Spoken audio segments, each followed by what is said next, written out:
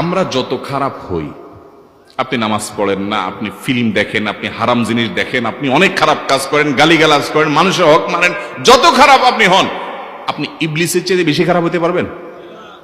ইবলিসের চেয়ে বেশি খারাপ হওয়ার সুযোগ আছে?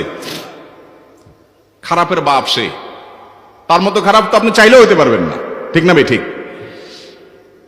আচ্ছা, এই ইবলিস আল্লাহর কাছে দোয়া করছে কখন? এমন সময় যখন আল্লাহ তাকে নির্দেশ করছে সেজদা করো। আদমের সম্মানে সেই নির্দেশ সে লঙ্ঘন করেছে, ডাইরেক্ট আল্লাহর সামনে সরাসরি লঙ্ঘন, সরাসরি বিদ্রোহ। আল্লাহ হলেন সৃষ্টিকর্তা, এ হলো সৃষ্টি। সে যুক্তি দেখায়, খালাকতানি মিন নার ওয়া খালাকতাহু মিন তিন, আমারে আগুন থেকে তৈরি করছেন, তারে মাটি থেকে তৈরি করছেন, আমি কেন তারে সিজদা করব?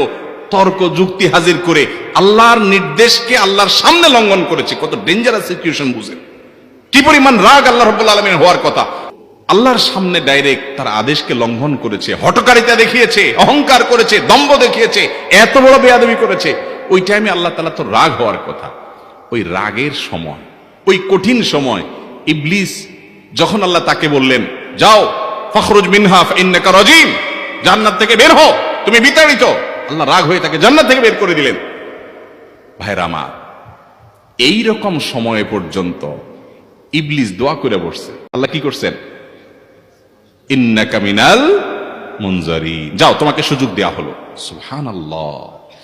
ইবলিস যদি আল্লাহর রাগ হওয়ার মতো সময়ে, ক্রোধ হওয়ার মতো সময়ে আল্লাহর সামনে আল্লাহর সরাসরি অবাধ্য হয়ে আল্লাহ তাকে বের করে দিচ্ছেন বিতাড়িত শয়তানকে, ওই টাইমে যদি দোয়া করার পর ইবলিসের দোয়া কবুল হয়, ও মুসলমান, আপনি আল্লাহর গোলাম হিসেবে নিজেকে স্বীকার করেন, আপনি যত পাপিষ্ঠ হন না কেন, আপনার দোয়া কেন কবুল হবে না?